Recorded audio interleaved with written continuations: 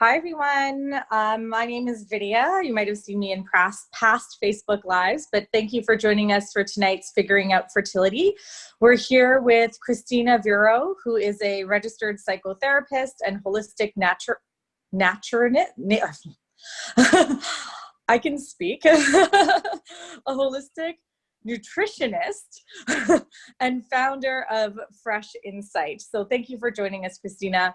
Kristina is passionate about the ways that mental health and physical health intersect. Her wellness clinic, Fresh Insight, is located in Markham and Woodbridge and aims to inspire hope, catalyze change, and foster a sense of personal empowerment in individuals, couples, and families. So today, Kristina is going to be talking to us about staying connected as a couple through crisis. This pandemic in itself is a crisis, but also the journey of going through infertility and fertility treatments also feels very much like a crisis. So we're very happy to have Kristina here with us today. And as you know, we're live on Facebook. So if you have any questions, please just chime in the comments and we'll try to get to all of the questions today. So Kristina, do you want to take us away? Sure. Yeah, I just want to start by saying thank you to everybody who's watching and for being here. I know that it's just kind of a hard time in general, whether you are going through a fertility treatment or having that postponed or not. I think this is a really strange time for couples in general, just because for the first time, we're having to spend way more time than usual with our significant others to a level that is just not natural, right? So I'm happy to be here and talk about this. And I thought I could maybe start by talking about what we know about communication and what helps doesn't based on the research. I'm a former journalist, so I'm a really big evidence-based research nerd. So I can start with that and then transition into some of the things that we can do that we know help. And then if anybody has any questions, of course, just chime in and I'm happy to answer anything that I can. Does that sound all right? Yes. Yes. Good. I guess I was like, nobody can really answer that, but you can.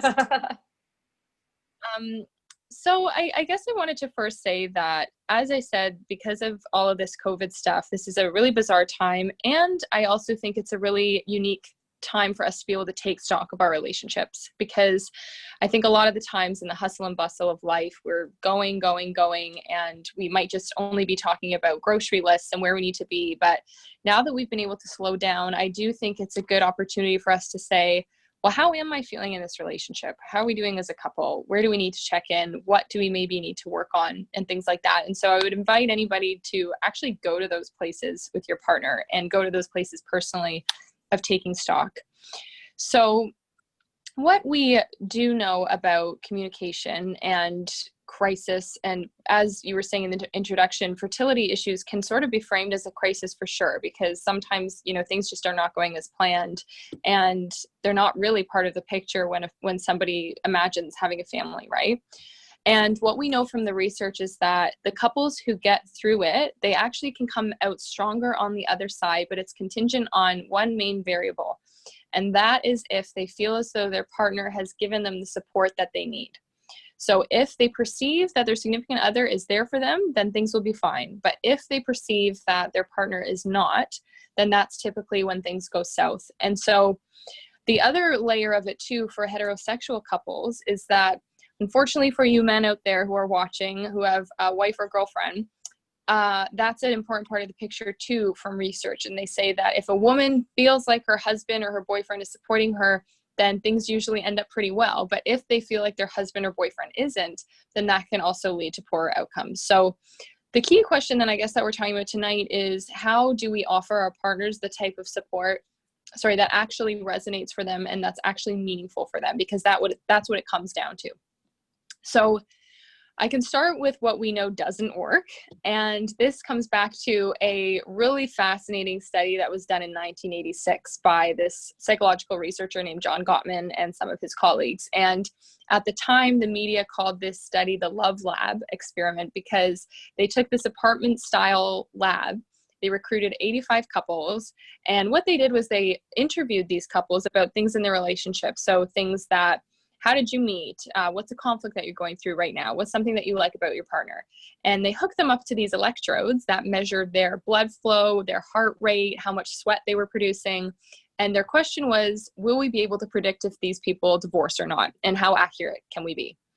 So they did all these tests in this love lab, and they followed up 10 years later with the same couples, and they found that they could not only predict with 90% accuracy who was going to divorce, but they could also determine when. So they got a lot of really, really fascinating data from this.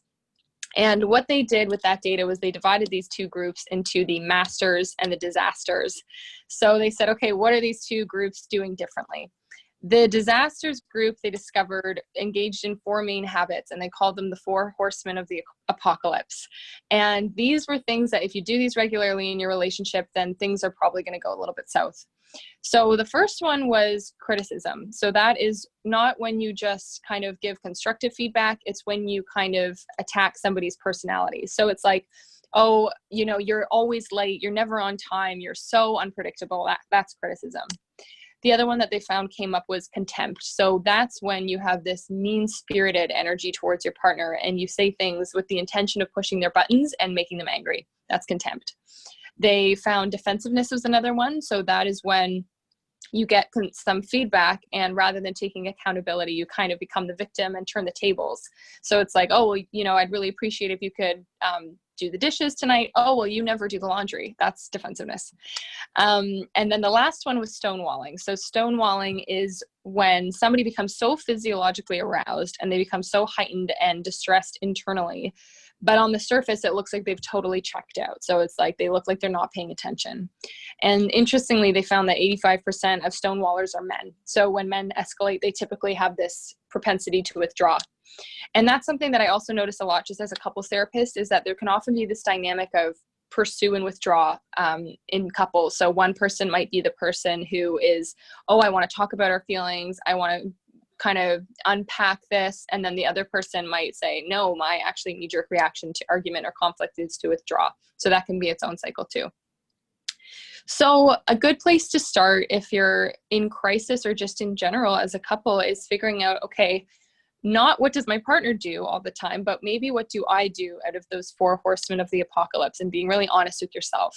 I know a lot of people come to therapy and couples therapy saying, you know, we need to fix my partner. That's the goal of therapy. And actually, you know, that's probably not going to get us too far. We also need to be a little bit self-reflective and saying, okay, honestly, when I ask myself this, what am I like? And then once you know that, you can sort of think of some counter moves. So if you're somebody who gets defensive really easily, you focus on, okay, well, what's the opposite action here? And the biggest one for that would be taking accountability for the smallest thing that you possibly can. So if somebody says to you, you know, you forgot to pick up the milk. Okay, if you forgot to pick up the milk, say, I forgot to pick up the milk. Oh, shoot, yeah, you're right. You know, that's an opportunity where, you know, defensiveness will only escalate this conversation in a way that might not even be important. Now we're just talking about milk and all this other frivolous stuff.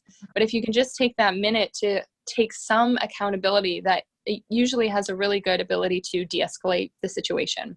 So just checking in and saying, okay, what can I do differently here? And there's an amazing therapist in the United States called Thierry Real. And one of the things that he says that I really, really like is that whenever we're in a relationship, whether it's romantically or not, we are creating kind of like this ecosystem together. And everything that we do contributes to that ecosystem. So if you make a criticism of your partner, you've just polluted a little bit of resentment into the environment. And if you are defensive, then you've also kind of spewed out this other harmful substance into your ecosystem. And he brings this up because you still have to live in that environment. And so sometimes it's also important to ask yourself, like, is it worth being right in this situation, or is it worth creating this environment that we can both breathe in? And that becomes a really much more helpful focus of how can we create an environment for the two of you that works, versus taking this you versus me approach, fix my partner, fix, you know, whatever. No, it's like, how can we get you to work as a team and create this healthy ecosystem, if that makes sense. So another thing I want to talk about aside from that, that is, I think is really specific for fertility issues, is firstly, not engaging in those 4 things. But also, I think a big propensity for whether you're a man or a woman really is to problem solve. And I think that that's pretty difficult in the realm of fertility sometimes, because there might be situations where you actually just don't have answers to what's happening, and you might just need more data. And stereotypically, I know that a lot of women in heterosexual relationships have told me that all that their partners want to do is fix it. They just want to fix it. What are we going to do about this? Sorry, I'm going to mute myself. Okay. Oh no, this is COVID. We just got to roll with the punches of it.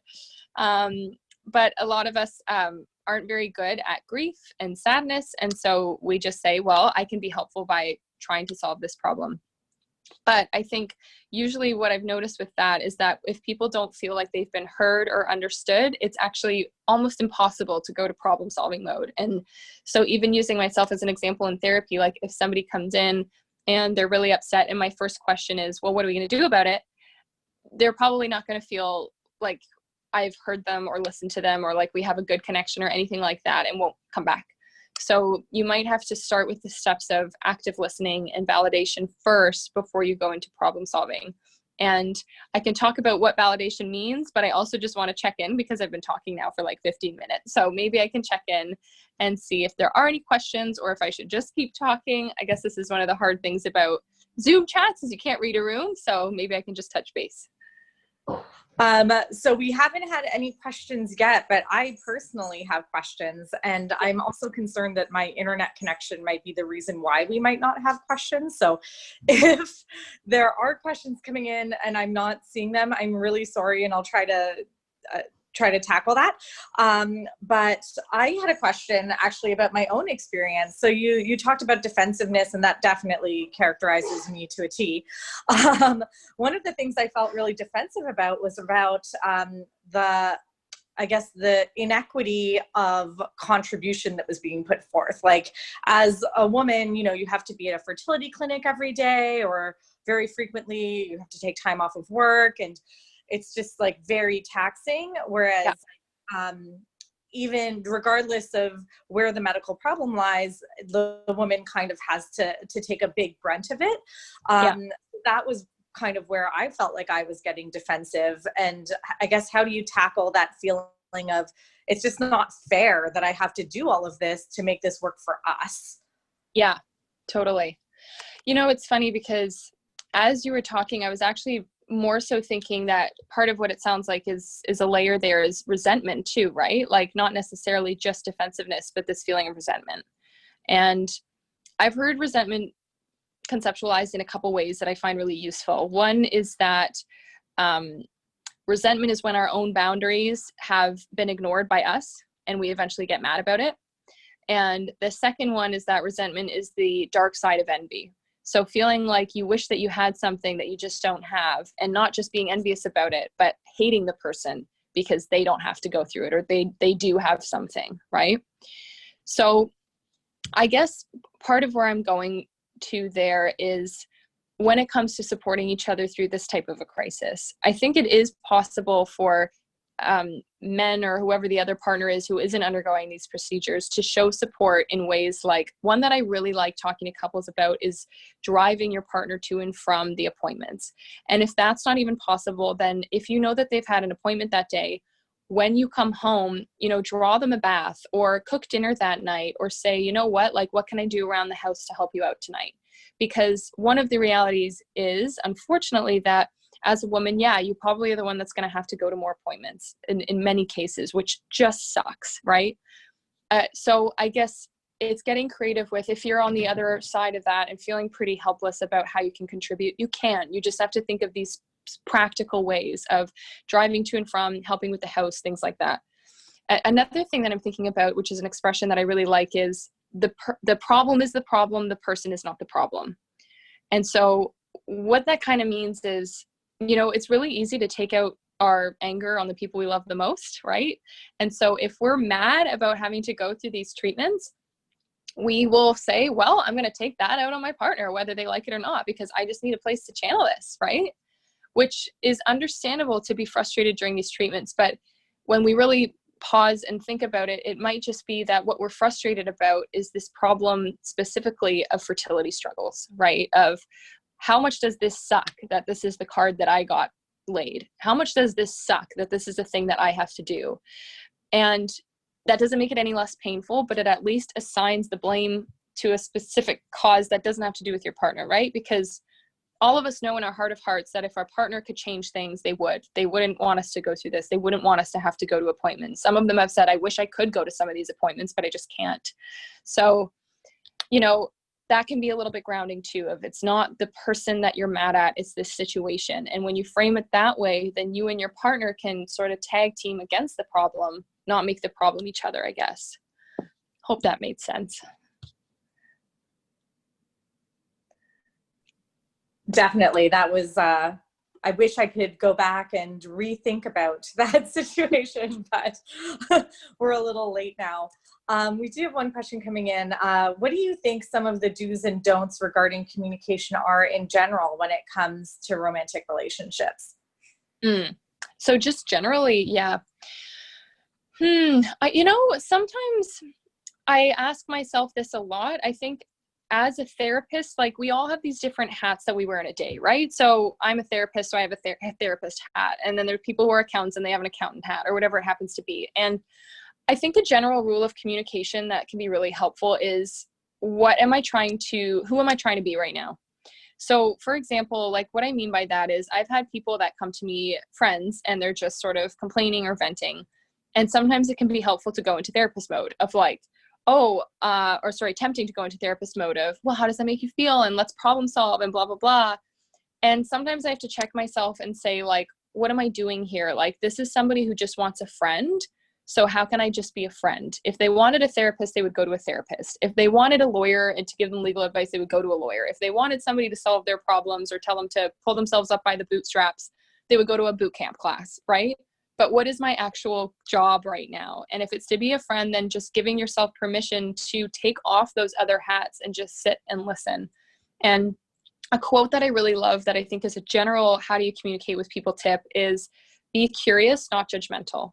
So the more open you can be about anything, the more that you will probably understand it. And I think that's something I've kind of had to learn throughout my career is that, you sometimes talk to people who on the surface, you think, whoa, like, I don't agree with what you just did. But then the moment that you sort of say, whoa, my judgmental part is coming up. How do I just be curious about this? 99.9% of the time, I will find something that I'm like, that makes a lot of sense. And that actually kind of resonates with me on some level. So, I think just noticing when those judgmental pieces of us are coming up and what those are about too, right? Like you can even just stop and pause and think, well, why is this upsetting me so much? And it might not be anything to do with them. It might just be that we're projecting a little bit. So one general communication tip is, what do I think my role is right now and how can I fulfill that? And how can I be more curious rather than being judgmental? I also think that a great communication tip that I talked about just like really briefly in the very long intro that I did is about the validation piece. And validation is something that I think we hear a lot, but we actually don't really know what it is. So there's different levels of validation that I think are helpful to tell people about. So one level of validation is honestly just being fully present for somebody. So you don't have any agenda. You're not thinking about what you're going to say next. You're just actively listening to what they're saying. That's one form of validation. Another form of validation is accurate reflection. So if somebody says something to you like, oh my gosh, I'm so pissed about what happened at work today.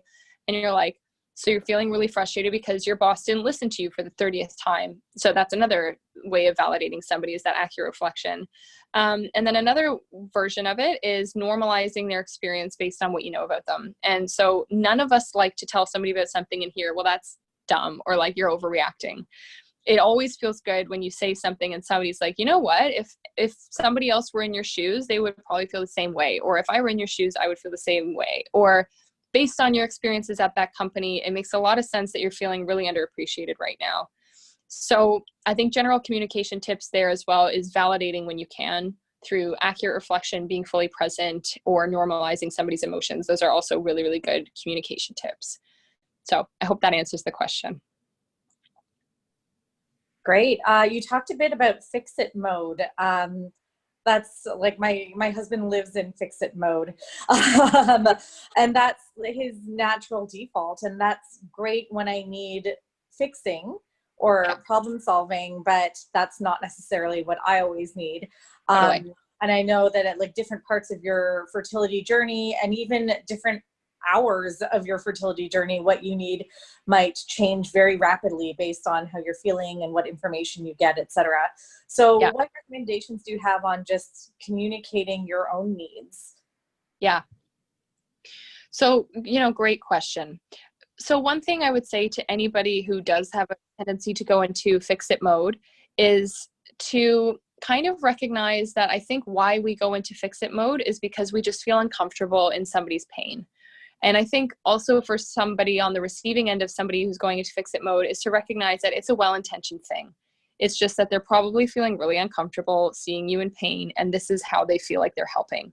So one way to respond to that can be giving instruction. So you might say, I know that this is really well intended, but I really just need to vent right now. That's it. So giving instructions never hurts. For somebody who has a propensity to go into fix-it mode, I always say, for the first little bit while you're practicing, talk less and do more.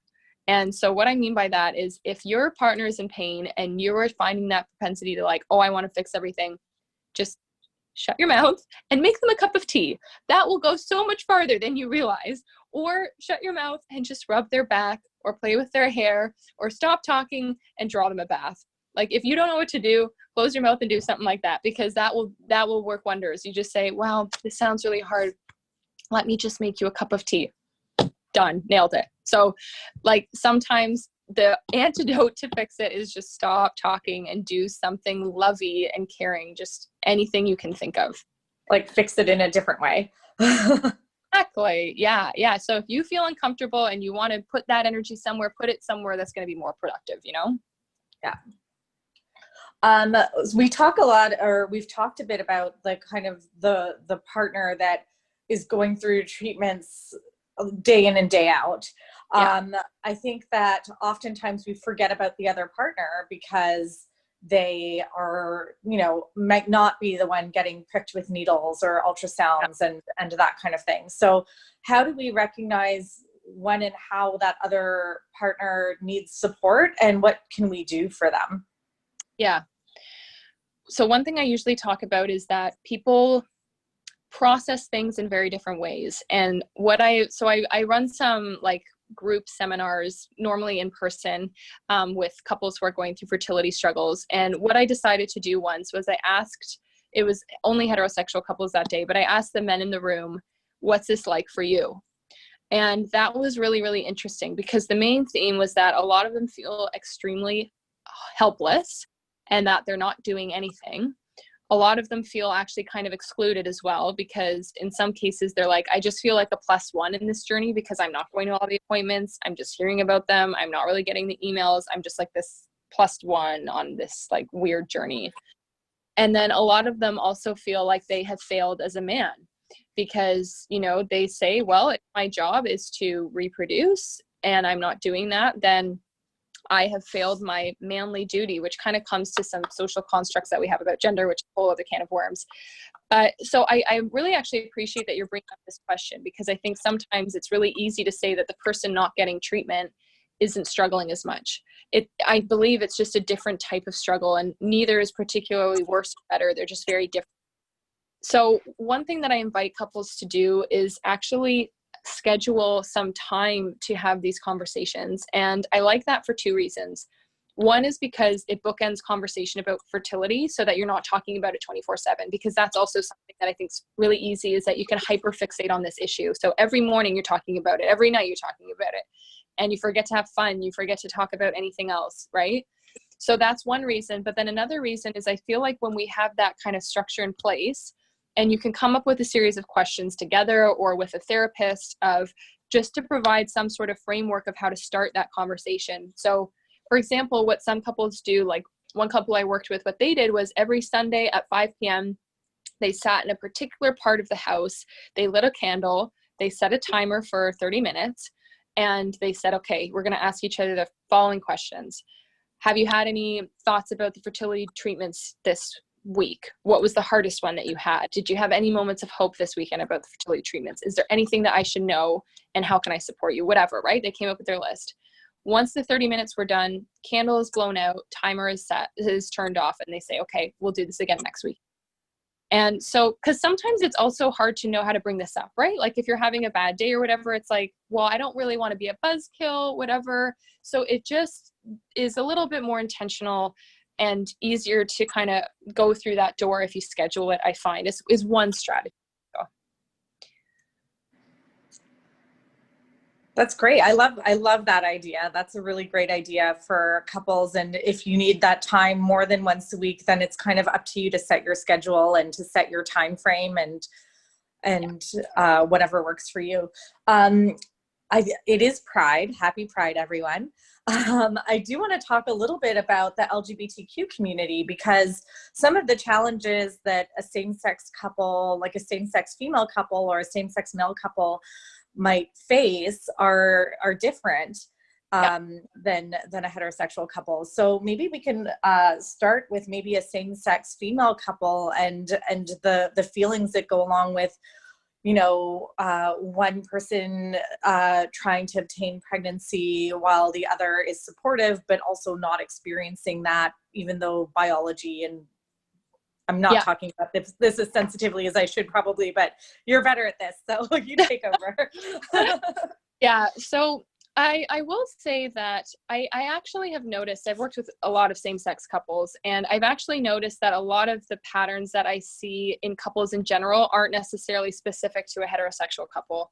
So even in same-sex couples, I've seen one person is tempted to be the problem solver and one person isn't. One person is a withdrawer and one person isn't. And so I don't think that these are necessarily gender stamped.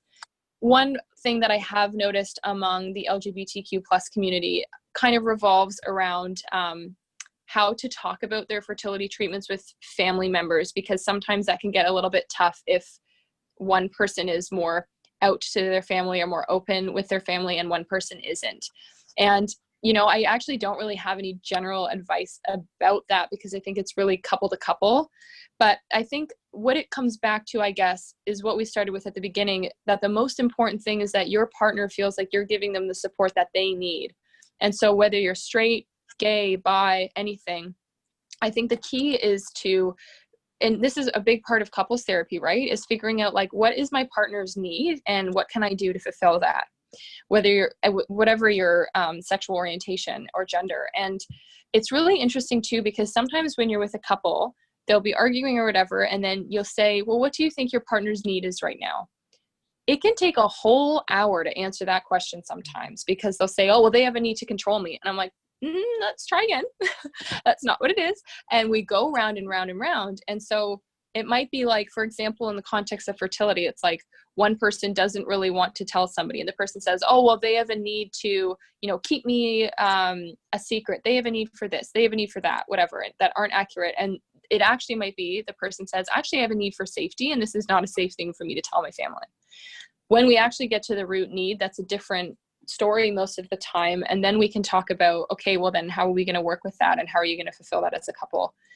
So I guess to sum up that answer, I don't know if there's anything specifically other than, you know, issues of how out or how comfortable or how open people are in a same-sex couple. Other than that, I think that the patterns are actually not really very gender specific a lot of the time. One of the, I guess, additional challenges, and heterosexual couples face this as well, but when it comes to a third-party reproduction and potentially like donor egg, donor sperm, donor embryos, and the added challenge that adds to a relationship when you have a partner that's kind of maybe potentially relinquishing their dream of having a biological child. Can we talk about that at all, and how to work through that as a couple? Of course, yeah. That's a common one that I see. So usually, generally, what I feel like we're working with in that situation, and actually with fertility struggles in general, a lot of the time is actually loss and grief. And usually when somebody, whether it's the man, woman, or whoever, realizes that they cannot use their eggs, use their sperm, whatever it happens to be, there can be intense feelings of grief. There can be intense feelings of shame. And there can be intense feelings of guilt because they feel bad that they're not being a good enough partner and things like that. I've noticed that a lot of the times too, what can sort of exacerbate those feelings is, just as a generalization, couples that have religious parents, sometimes that can be hard. because I've heard of people where their parents who are religious, or if they are religious, that they say, well, you know, if God wants you to have a child, he'll give you a child. And so then they're like, oh, well, am I going against God's word? Am I going against God's will? And that can then be this whole spiritual journey that they go on. So in that case, what we usually work on is the grief of what's happening. So what I had one couple do that they said was extremely helpful was we had them hold their own kind of ceremony, I guess, for how they were going to honor this loss, because oftentimes with fertility, this isn't a regular loss. We don't have a funeral for it. People don't come and bring us food to like make sure that our kitchen is stocked. We don't get texts because sometimes we just feel too embarrassed to talk about it. We feel too ashamed to talk about it. And so it's this very silent, unacknowledged loss that I think makes it very, very difficult. So sometimes I'll work with couples and we'll say, okay, well, how would you like to honor this? And do you want to include people, or do you just want to do it by yourself? And so one couple I worked with, they each wrote a letter to, you know, their future child. They didn't actually read it to each other. And they just sort of processed what it was like to not be able to give their eggs or sperm. And then they put that letter in a box and they just tucked that away. And that's what helped them. But I think the point being that I don't think we should sideswipe this like, okay, well, now we'll just use a donor. It's like, well, how do you feel about that? And what's coming up for you? And how do we process those feelings? And again, now that we know that, what does really good support look like specifically in this relationship? So what do we need to do in this ecosystem to make sure that both of you are okay? Some people, they need to use a donor sperm and they're totally fine with it. They're like, it's just an egg, I don't care. Some people, you know, they do struggle. And so we just need to meet every couple where they're at, come up with our own little personal plan so that they can get through it together. That's great.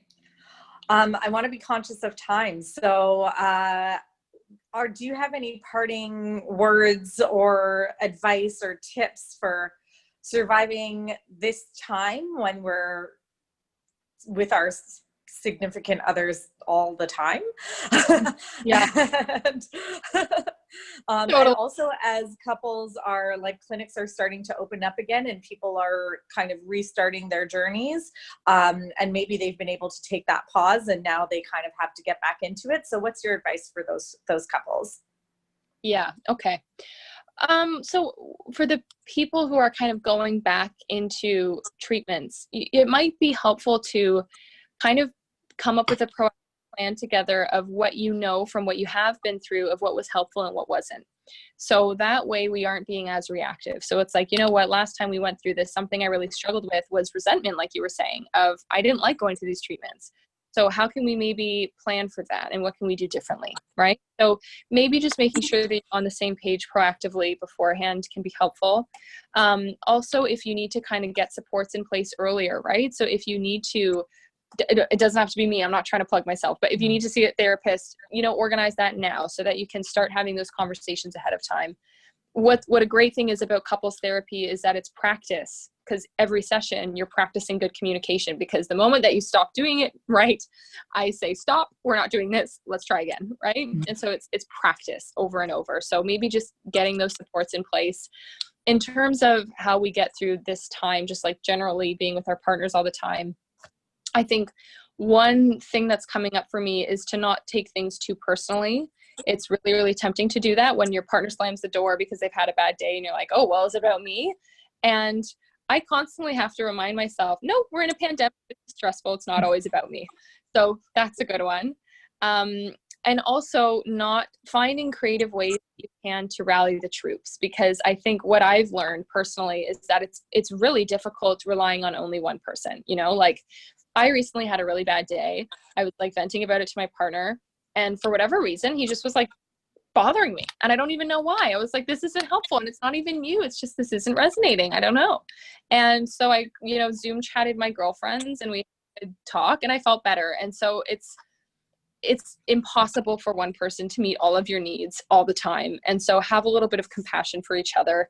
Know that we're in a pandemic and this is hard. Know that we're all going to have bad days and good days, and know that sometimes our partner won't be able to meet our needs. And that doesn't mean that they're a bad partner or that your relationship isn't good. It just means that that's an impossible ask and that's setting us up for failure, right? So I guess compassion has been a big one for me. Compassion and grace have been that's my mantra during this time, my partner. So Mine has been cookies, so you're probably doing better than me. Oh my gosh. Well, that's great though. I would love to have some channeling this through cookies that I could eat. Well, thank you so much for joining us, Kristina. I think that the information you shared here and the tips you've given to the couples who are watching it are extremely helpful. And if you're one half of a couple watching this, then I highly encourage you to have your other half also watch this, either on their own or with you, because I think it could spark some really great conversation. So thank you so much. For everyone watching, thank you for joining us today. And as you know, Fertility Matters is a not-for-profit organization. We do our best to bring you up-to-date and relevant content to your journey every week now, actually. We're aiming to have 1 or 2 lives or information like this once or twice a week. So if you can and are apt to do so, please click the donate button on the Fertility Matters Facebook page. And we just appreciate your support, whether it's a comment through one of these Facebook Lives or on any of our social media posts, or even if you're watching and reading and silently and just feeling happy to have this kind of support. We see you, and we're glad that we can be here for you. So thank you.